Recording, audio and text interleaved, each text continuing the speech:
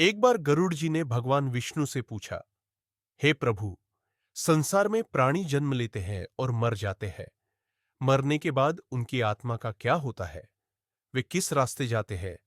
और इस दुख भरे संसार चक्र से मुक्ति कैसे मिलती है?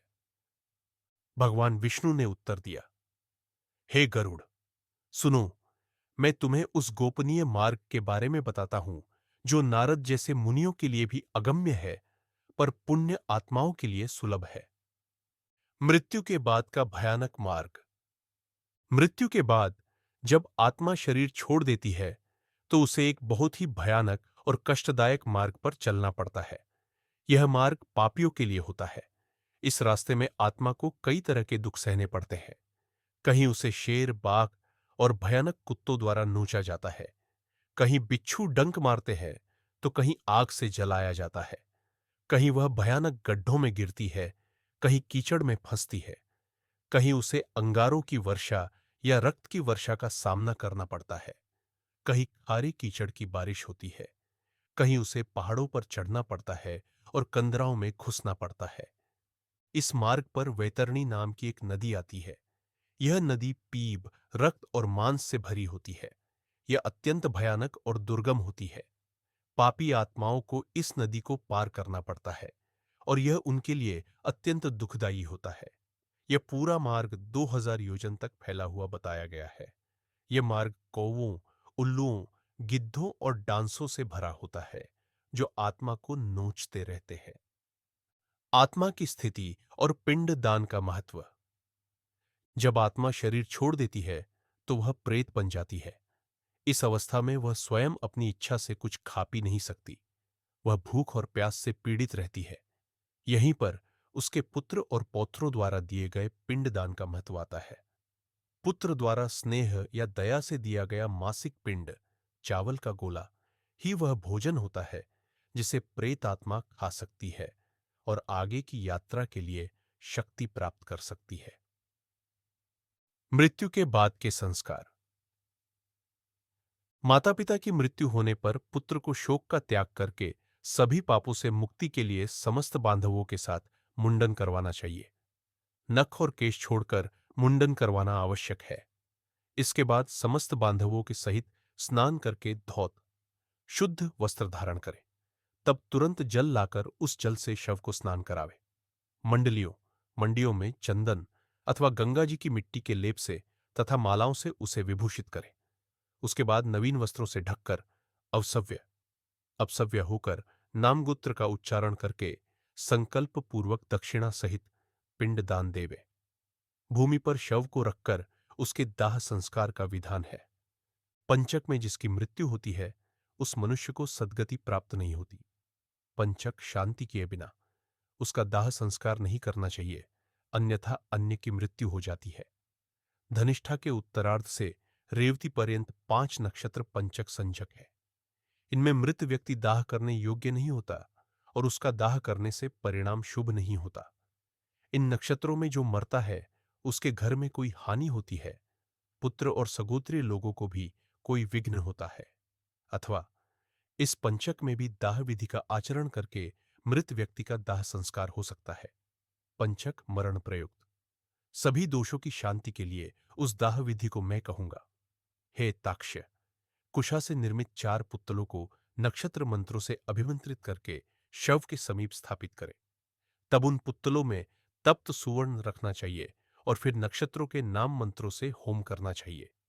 पुनः प्रेता जयता नरेंद्र वो शर्म यच्छतु, इस मंत्र से उन नक्षत्र मंत्रों को संपुटित करके होम करना चाहिए।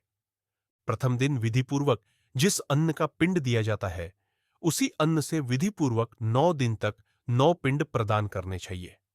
9वें दिन ही स्पंडियों सहित सभी जनों से तेल का अभ्यंग शरीर पर लगाना करवा कर मृतक के स्वर्ग की कामना से प्रकट करवाना चाहिए। बाहर स्नान करके तथा दूर्वा लज्जा धान का लावा सहित लेकर आगे की ओर से प्रमाद करके मृतालय में समागमन करें। दूर्वा की तरह कुल वृद्धि होती है, लावा की तरह विकसित होती है। ऐसा कहकर घर में लावा और दूर्वा सहित लज्जा का त्याग करे। 10वें दिन मांस से पिंड दिया जाता है। हे खगेश्वर, मांस से तथा अनिषेध निषिद्ध न किए गए काल में कुल में पितृकल्प नहीं होता। 10वें दिन क्षौर, बाल बनवाना और बांधवों का मुंडन भी होता है। क्रियाकर्ता पुत्र का भी पुनः मुंडन करना चाहिए। पुत्र द्वारा किया गया स्पंडी कर्म 10वें दिन पितरों को शुद्ध कर देता है। सकुल्य कुल के लोग 3 रात्रि में शुद्ध होते हैं और गोत्रज गोत्र के लोग स्नान मात्र से शुद्ध हो जाते हैं। चौथी पीढ़ी तक के बांधव 10 रात्रि में, 5वीं पीढ़ी के लोग 6 रात्रि में, छठी पीढ़ी के लोग 4 दिन में और 7वीं पीढ़ी के लोग 3 दिन में, 8वीं पीढ़ी के लोग 1 दिन में, 9वीं पीढ़ी के लोग 2 प्रहर में तथा 10वीं पीढ़ी के लोग स्नान मात्र से शुद्ध होते हैं।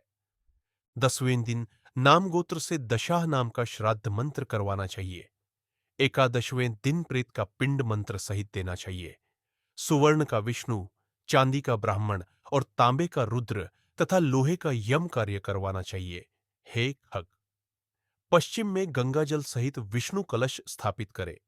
उसके ऊपर पीले वस्त्र से वेष्टित करके विष्णु स्थापित करें। पूर्व में खीर सहित ब्रह्म कलश और सफेद वस्त्र से वेष्टित करके ब्राह्मण स्थापित करें। उत्तर में मधु सहित रुद्र कुंभ और लाल वस्त्र से वेष्टित करके श्री रुद्र स्थापित करें। दक्षिण में इंद्रोदक वर्षा जल सहित यम घट स्थापित करें। काले वस्त्र से संवेष्टित करके उसके ऊपर यम की प्रतिमा स्थापित करें। यमराज का नगर और कर्मों का लेखा जोखा। कष्टदायक मार्ग पार करने के बाद आत्मा यमराज के नगर में पहुंचती है। यमराज का नगर बहुत विशाल है, वज्र के समान अभेद्य है और देवताओं तथा असुरों द्वारा भी भेदा नहीं जा सकता।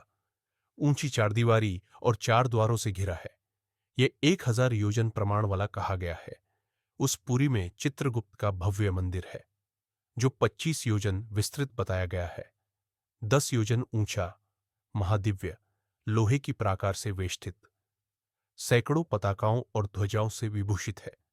विमानों के समूह से संकीर्ण, गीत आदि वाद्य से नादित, चित्रकुशल देवशिल्पियों द्वारा निर्मित है। यमराज के दूत आत्मा को चित्रगुप्त के पास ले जाते हैं। चित्रगुप्त सर्वज्ञ है। उनके सहायक श्रवण और श्रवणी नाम के गुप्तचर हैं। वे प्राणियों के सभी कर्मों, मानसिक, वाचिक और कायिक, मन, वाणी और शरीर से किए गए शुभ और अशुभ कर्मों को ठीक ठीक जानते हैं।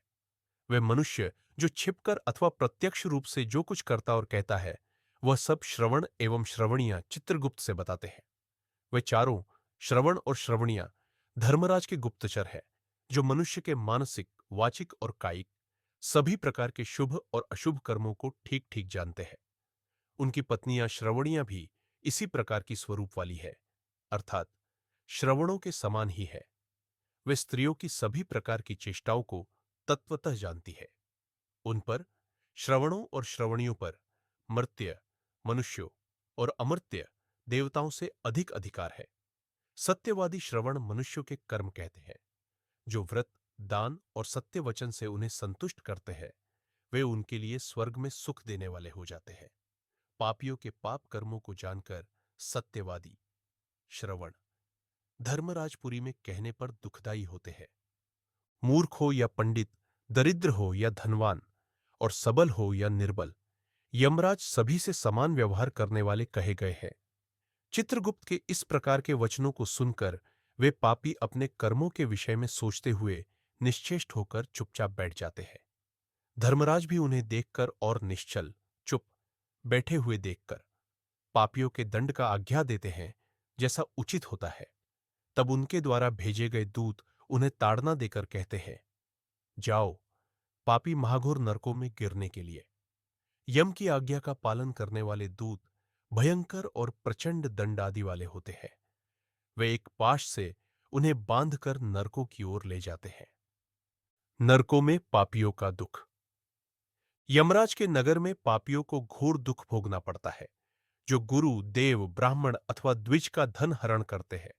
स्त्री के धन का हरण करने वाले और बालकों के धन का हरण करने वाले भी जो है, जो आरण नहीं चुकाते, जो न्यास, धरोहर का हरण करने वाले हैं, जो विश्वासघातक है और जो सविश, विष के साथ मारने वाले हैं, दोषग्राही, गुणों में दोष देखने वाले, गुणश्लाघी, गुणों की प्रशंसा करने वाले नहीं, गुणवत्सु समत्सरः, गुणवानों से ईर्ष्या करने वाले, नीचानुरागी, नीचों से प्रेम करने वाले, मूढ़ा, मूर्ख, सत्संगति परायण मुखा, सत्संग से विमुख, तीर्थ सज्जन सत कर्म गुरु देव विनिंद काह, तीर्थों सज्जनों सत्कर्मों गुरु और देवों की निंदा करने वाले, पुराण वेद मीमांसा न्याय वेदांत दुष्का, पुराणों वेदों मीमांसा न्याय और वेदांत के निंदक, हर्षिता दुखितम दृष्टवा हर्षिते दुखदायका, दुखित को देखकर हर्षित होने वाले, हर्षित को दुख देने वाले, दुष्ट वाक्य से वक्तारो, दुष्ट चित्ताश्च, ये सदा दुष्ट वचन बोलने वाले और जिनका चित्त सदा दुष्ट रहता है। इस महादुखदाई दक्षिण मार्ग में वैतरणी नदी है, उसमें जो पापी पुरुष जाते हैं उन्हें मैं तुम्हें बताता हूं। जो आध्यात्मिक विद्या प्रदान करने वाले गुरु को नहीं मानते तथा पुराण वक्ता को नहीं मानते, वे निश्चय ही नरकगामी होते हैं। जो मित्रद्रोही, मित्र से द्रोह करने वाले हैं तथा प्रीतिच्छित कराश्च, ये प्रीति को नष्ट करने वाले, आशाच्छित करा, ये चते हुए नरकगामिनः, आशा को तोड़ने वाले जो हैं वे निश्चय ही नरकगामी होते हैं। विवाहम देवयात्रांच तीर्थ सार्थानि विलुम्पति, विवाह देवयात्रा और तीर्थ समूहों का विनाश करता है। सवसेन्नर के घोरे तस्मान्ना वर्तनम पुनः, वह घोर नरक में वास करता है, अतः वहां से पुनः आगमन नहीं होता। गर्भ में आत्मा का कष्ट और जन्म का चक्र। कर्म भोग के बाद जीव जब गर्भ से बाहर आता है, तब उसी समय वैष्णवी माया उस पुरुष को मोहित कर देती है। उस समय माया के स्पर्श से वह जीव विवश होकर कुछ बोल नहीं पाता। प्रत्युत बाल्यावस्था आदि अवस्थाओं में होने वाले दुखों को पराधीन की भांति भोगता है। उसे पोषण करने वाले लोग उसकी इच्छा को जान नहीं पाते। अतः प्रत्याख्यान, अपनी बात कहने में असमर्थ होने के कारण, शुभ और अशुभ कर्मों के फल भोगने के बाद, पूर्वोक्त विभिन्न योनियों में हजारों करोड़ों बार जन्म लेने के बाद उपार्जित पुण्यपुंज के कारण कदाचित मनुष्य योनि प्राप्त होती है। मोक्ष प्राप्ति के लिए सोपानभूत यह दुर्लभ मनुष्य शरीर प्राप्त करके भी जो अपने को इस संसार चक्र से मुक्त नहीं कर लेता, उससे अधिक पापी और कौन होगा। मनुष्य उत्तम जन्म और इंद्रिय संयम प्राप्त करके भी जो अपना हित मोक्ष नहीं जानता, वह ब्रह्मघाती के समान हो जाता है। देह के बिना किसी भी पुरुषार्थ की सिद्धि नहीं होती, इसलिए देह रूपी धन की रक्षा करनी चाहिए और पुण्य कर्मों को सिद्ध करना चाहिए। अपनी आत्मा की सदा रक्षा करनी चाहिए। आत्मा सबकी भजनी आश्रय है। जो रक्षा में प्रयत्न करता है वह जीवन में कल्याण देखता है। सद्गति और मोक्ष का मार्ग। हे गरुड़, सुनो, मैं तुम्हें वह उपाय बताता हूं जिसके सुनने मात्र से मनुष्य संसार से मुक्त हो जाता है। धर्म से अर्थ की प्राप्ति होती है, धर्म से काम की प्राप्ति होती है और धर्म से ही मोक्ष की भी प्राप्ति होती है। इसलिए धर्माचरण करना चाहिए। धर्म श्रद्धा से धारण किया जाता है, बहुत सी धनराशि से नहीं। अकिंचन मुनि भी श्रद्धावान होकर स्वर्ग को प्राप्त हुए हैं। जो मनुष्य पत्रम, पत्ता, पुष्पम, फूल, फलम, फल अथवा तोयम, जल मुझे भक्तिभाव से समर्पित करता है, उस भक्तिपूर्वक दिए गए वस्तु को मैं उस संयतात्मा द्वारा भक्तिपूर्वक खा लेता हूं। इसलिए अवश्य दान देना चाहिए। उस समय दान विधिपूर्वक देना चाहिए, चाहे थोड़ा हो या बहुत, गिनती नहीं करनी चाहिए। धर्मात्मा वह पुत्र देवताओं द्वारा भी पूजा जाता है। दान देना चाहिए तथा पितरों को तृप्त करना चाहिए। पुत्रों द्वारा पात्र में दिया गया पितरों के निमित्त जो दिया जाता है, आत्मा भी उससे पवित्र होती है, पुत्र पौत्र प्रपौत्रों से। पिता का 100 गुना पुण्य, माता का 1000 गुना, भगिनी बहन का 10,000 गुना, सोदर भाई का दिया अक्षय होता है। कुशा की जड़ में ब्रह्मा, कुशा के मध्य में जनार्दन विष्णु और कुशा के अग्रभाग में शंकर शिव, इस प्रकार तीनों देवता कुशा में स्थित रहते हैं। इसलिए कुशा, अग्नि, मंत्र, तुलसी, ब्राह्मण और गौ ये बार बार उपयोग किए जाने पर भी निर्माल्य, अपवित्र नहीं होते। दर्भ, कुशा पिंडों में निर्मल होते हैं। प्रेत भोजन में ब्राह्मण, मंत्र नीचे मुख से उच्चारित, गौ नीचे संबंधित और तुलसी तथा चिता की अग्नि, ये सब निर्मल होते हैं। पुत्र का कर्तव्य और पितृ आर्ण से मुक्ति। हे खगश्रेष्ठ, वेद भी पुत्र की उत्तम महत्ता बताते हैं। अतः पुत्र का मुख देखकर मनुष्य पितृआरण से मुक्त हो जाता है। पौत्र का स्पर्श करके मनुष्य तीनों देव, ऋषि, पितृ रणों से मुक्त हो जाता है। इस प्रकार पुत्र, पौत्र और प्रपौत्रों से यमलोकों का अतिक्रमण करके स्वर्ग आदि को प्राप्त करता है। ब्रह्म विवाह की विधि से व्याही गई पत्नी से उत्पन्न पुत्र ऊर्ध्वगति प्राप्त कराता है और संग्रहित अन्य प्रकार से उत्पन्न पुत्र अधोगति की ओर ले जाता है। हे खगश्रेष्ठ, ऐसा जानकर व्यक्ति को हीन जाति की स्त्री से उत्पन्न पुत्रों का त्याग कर देना चाहिए। सभी वर्णों और सभी आश्रमों में जो ओरस पुत्र होते हैं, हे खग, वे ही श्राद्ध दान से पितरों के लिए स्वर्ग के हेतु होते हैं। श्राद्ध से, पुत्र द्वारा दिए गए दान से स्वर्ग की प्राप्ति होती है, यह क्या कहा जाए। प्रेत भी दूसरों द्वारा दिए गए दान से स्वर्ग प्राप्त कर लेता है। हे सुनो, पिता की मृत्यु पर पुत्र को श्रद्धापूर्वक पिंड दान करना चाहिए। पुत्र द्वारा किया गया श्राद्ध पितरों को भवसागर से मुक्त कर देता है। गदाधर विष्णु की कृपा से वे परम गति को प्राप्त होते हैं। तुलसी की मंजरी से विष्णु के चरणों तक चरणों के जल की पूजा करनी चाहिए। उसके अलावा तीर्थों में पिंड विधि पूर्वक देना चाहिए। हे खगेश्वर, यह सुना जाता है कि देव पितरों ने इक्ष्वाकु कुल में मनु के पुत्र कलापवन को यह गाथा सुनाई थी। ओ अच्छाई 114। क्या हमारे कुल में ऐसे कोई सन्मार्गगामी पुत्र होंगे जो गया में जाकर आदरपूर्वक हम लोगों को पिंड प्रदान करेंगे।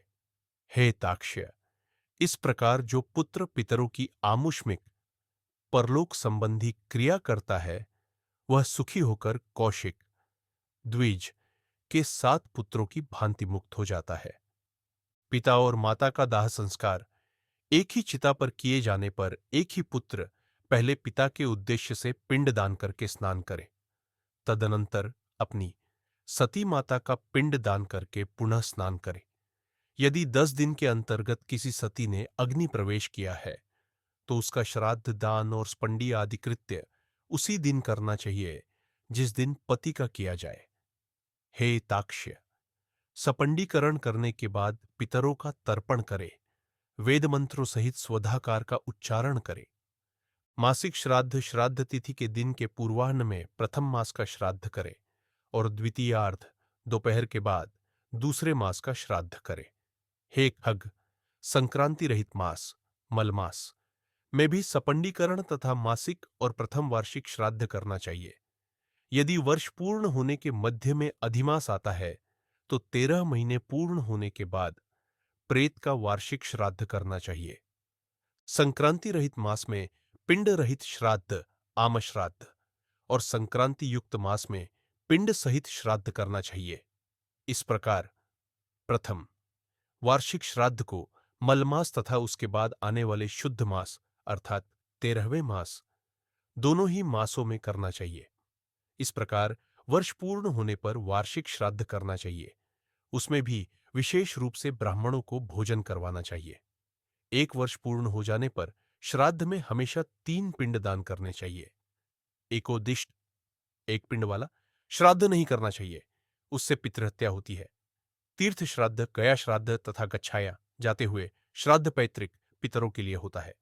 अब्दयी वर्ष के मध्य ग्रहण में तथा युगादि युग के प्रारंभ में नहीं करना चाहिए। मोक्ष प्राप्ति का मार्ग। देह के बिना किसी भी पुरुषार्थ की सिद्धि नहीं होती, इसलिए देह रूपी धन की रक्षा करनी चाहिए और पुण्य कर्मों को सिद्ध करना चाहिए। अपनी आत्मा की सदा रक्षा करनी चाहिए। आत्मा सबकी भजनी आश्रय है। जो रक्षा में प्रयत्न करता है, वह जीवन में कल्याण देखता है। धीर पुरुष घर से निकलकर पवित्र तीर्थ के जल में स्नान करके पवित्र और एकांत देश में विधिपूर्वक आसन लगाकर बैठ जाए और शुद्ध परम त्रिवृत्त 3 मात्राओं वाले ब्रह्म अक्षर अर्थात ओमकार का मन से अभ्यास करे तथा ब्रह्म भी स्वरूप ओमकार का निरंतर स्मरण करके श्वास को जीतकर मन को नियंत्रित करे। बुद्धि रूपी सारथी की सहायता से मन रूपी लगाम द्वारा इंद्रियों को विषयों से निगृहित रोके कर ले और कर्मों द्वारा आक्षिप्त मन को बुद्धि की सहायता से शुभ अर्थ में अर्थात पर ब्रह्म के चिंतन में लगा दे। मैं ब्रह्म हूं, मैं परम धाम हूं और परम पद रूपी ब्रह्म मैं हूं। ऐसी समीक्षा करके अपनी आत्मा को निष्कल पर ब्रह्म में लगा दे और ओम इस एकाक्षर ब्रह्म का उच्चारण करता हुआ तथा मेरा स्मरण करता हुआ जो मनुष्य देह त्याग करता है वह इस संसार से पार हो जाता है और परम गति को प्राप्त होता है। यह 7 पुरिया शहर मोक्ष देने वाली है। 1 अयोध्या, 2 मथुरा, 3 माया, कणखल हरिद्वार, 4 काशी, 5 कांची, 6 अवंतिका उज्जैन और 7 द्वारकापुरी। हे ताक्ष्य, मैंने तुम्हें सनातन मोक्ष धर्म बताया। ज्ञान और वैराग्य सहित इसे सुनकर पुरुष मोक्ष प्राप्त करता है। तत्वज्ञ पुरुष मोक्ष प्राप्त करते हैं। सकाम धर्मानुष्ठान करने वाला धार्मिक पुरुष स्वर्ग को प्राप्त होता है। पापियों की दुर्गति होती है और पशु पक्षी आदि पुनः पुनः जन्म मरण रूपी संसार में भ्रमण करते हैं।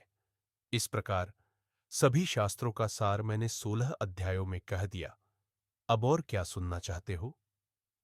गरुड़ पुराण सुनने के लाभ। यह पुण्यप्रद प्रेतकल्प जो सुनता अथवा सुनाता है वे दोनों पाप से मुक्त होकर दुर्गति को प्राप्त नहीं होते। माता और पिता की मृत्यु होने पर जो पुत्र गरुड़ पुराण सुनता है उसके माता पिता की मुक्ति होती है और पुत्र को संतान की प्राप्ति होती है। जिस पुत्र ने माता पिता की मृत्यु होने के अनंतर गरुड़ पुराण का श्रवण नहीं किया, गया श्राद्ध नहीं किया, वृषोत्सर्ग नहीं किया, मासिक तथा वार्षिक श्राद्ध नहीं किया, वह कैसा पुत्र कहा जा सकता है? और आर्णत्रय, देव, अराशि, पितृहृण से उसे कैसे मुक्ति मिल सकती है और वह माता पिता का उद्धार कैसे करने में समर्थ होगा? इसलिए सभी प्रयत्न से गरुड़ पुराण अवश्य सुनना चाहिए। यह धर्म, अर्थ, काम और मोक्ष चारों पुरुषार्थों को देने वाला तथा सभी दुखों का नाश करने वाला है। यह गरुड़ पुराण पुण्यप्रद, पवित्र तथा पापों का नाश करने वाला है। सुनने वालों की कामनाओं को पूर्ण करने वाला है। अतः इसे सदैव सुनना चाहिए। इस पुराण को सुनकर ब्राह्मण विद्या प्राप्त करता है, क्षत्रिय पृथ्वी प्राप्त करता है, वैश्य धनवान होता है और शूद्र पापों से शुद्ध हो जाता है। इस प्रकार यह गरुड़ पुराण मृत्यु, उसके बाद की यात्रा, कर्मों के फल, प्रेत योनि के कष्टों, श्राद्ध आदि संस्कारों के महत्व और अंत में मोक्ष प्राप्ति के उपायों का विस्तृत वर्णन करता है। यह बताता है कि कैसे पुत्र का कर्तव्य है कि वह अपने पितरों के लिए सही संस्कार करे ताकि वे सद्गति प्राप्त कर सके और कैसे मनुष्य को इस अनित्य संसार में रहते हुए भी धर्म का पालन करते हुए मुक्ति के मार्ग पर चलना चाहिए। दोस्तों, आज हमने गरुड़ पुराण के माध्यम से जीवात्मा की यात्रा और कर्मों के परिणाम को समझा। यह ग्रंथ हमें जीवन की सच्चाइयों से अवगत कराता है और अपने कर्मों को सुधारने का मार्ग दिखाता है। यदि आपको यह वीडियो पसंद आया हो तो कृपया लाइक और सब्सक्राइब जरूर करें ताकि आप ऐसी ही रोचक और ज्ञानवर्धक कहानियों से जुड़े रहे। बुक सूनो के साथ बने रहिए और अपनी ज्ञान यात्रा को आगे बढ़ाते रहिए। धन्यवाद। फिर मिलेंगे एक नई कहानी के साथ।